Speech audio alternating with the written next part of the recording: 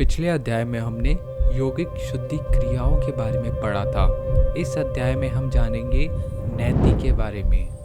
मैं हूं अभय कुमार शर्मा और आप देख रहे हैं शर्मा जी योग। तो जानते हैं नैति क्या है।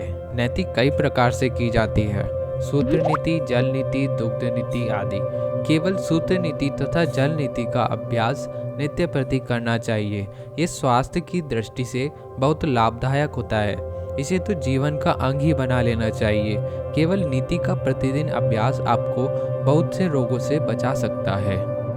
अब हम जानेंगे सूत्र नैति के बारे में। इस सूत के धागे की 30 से 35 सेमी लंबी डोरी होती है, जिसका आधा भाग खुले धागों का समूह होता है और आधा बटे हुए धागों का। इसे धागों से लपेटकर या मोम लगाकर सख्त किया जाता है ताकि उस तरफ से नाक में डालकर मुख से बाहर निकाला जा सके। सूत्र नीति को सादा या हल्के नमक के पानी में अच्छी तरह भिगो लें। सख्त वाले भाग को ऊपर की ओर रखे हुए 10 से 11 सेमी छोड़कर दाएं हाथ की 2 उंगलियों से पकड़ें। अब अपने चेहरे को ऊपर करें और जो नासिका चल रही है उसमें हाथ ऊपर करके नाक की सीध में रखकर नैति सूत्र नासिका छिद्र में डालें। चेहरे को ऊपर की ओर रखकर डोरी को छिद्र के आखिरी भाग तक, जो गले के पहले तालु में मुख में निकलता है, वहां पहुंचने पर नैति को बाएं हाथ से पकड़ लें और दाहिने हाथ की पहली 2 बड़ी उंगलियों को गले में डालकर मुख को नीचे करके नैति के अगले भाग को पकड़ लें। अब दोनों हाथों से दोनों सिरों को पकड़कर अच्छी तरह अंदर बाहर चलाएं और फिर मुख के रास्ते से बाहर खींच लें। इसी प्रकार नैति को दूसरी नाक में डालकर उसकी अच्छी तरह सफाई करें। नैति को बाहर निकालकर उसे अच्छी तरह धोकर एक जगह टांग दे और नाक को जल से अच्छी तरह साफ कर ले। इससे बंद नाक भी खुल जाएगी। यदि थोड़ा रक्त भी नैति की डोरी के साथ नाक से निकले तो घबराएं नहीं, अभ्यास जारी रखें। केवल इतना करें कि जल नीति के बाद थोड़ा शुद्ध घी गर्म करके रुई से नाक में डालकर श्वास द्वारा अंदर खींचें। इसे बारी बारी से दोनों नासिका में डालें और श्वास अंदर खींचकर पूरी श्वास नली तक गले को तर कर लें। इससे खून भी बंद हो जाएगा, खुश्की दूर होगी और नजला जुकाम भी ठीक होगा। चलिए अब जानते हैं जल नीति के बारे में।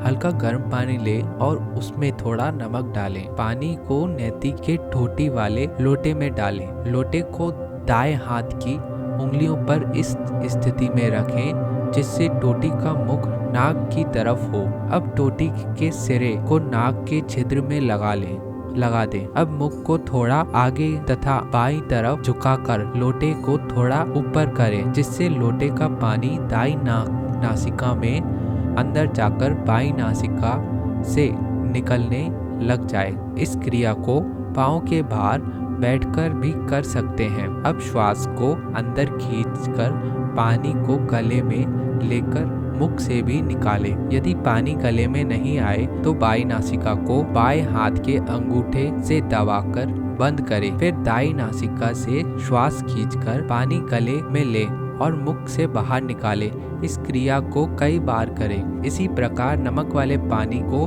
लोटे में भरकर लोटे को बाएं हाथ की उंगलियों में लेकर बाईं नाक में भी जल लेकर दाईं नासिका तथा गले से निकालें। इसे किसी जानकार से या किसी योगाश्रम या योग चिकित्सालय से सीखकर करें तो जल्दी समझ आ जाएगा।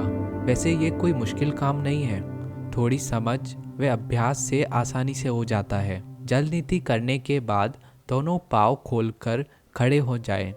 दोनों हाथों को पीछे बांधें। मस्तिष्क को आगे झुकाकर प्राणायाम करें। जोर से श्वास भरकर जोर से ही श्वास को बाहर छोड़ें। गर्दन को दाएं बाएं नीचे ऊपर करते हुए क्रिया जल्दी जल्दी करें ताकि नाक के किसी कोने में कहीं कुछ पानी रुका हो तो बाहर आ जाए। ऐसा करने से नाक भी खुलती है, कफ हटता है और नज़ला जुकाम ठीक होता है।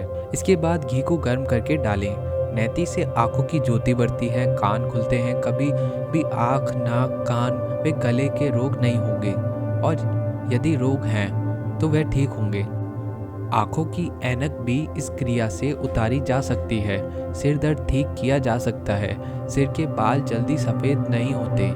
यदि सूत्र नेति उपलब्ध न हो तो रबड़ का कैथल 4 या 5 नंबर का किसी भी दवाई की दुकान पे मिल जाना चाहिए, ले लें और इससे अभ्यास करें। कैथल से अभ्यास अधिक सुविधापूर्वक होता है, परंतु लाभ सूत्र नीति ही देती है, क्योंकि कफ सूत्र नीति से लिपट कर ही निकलता है।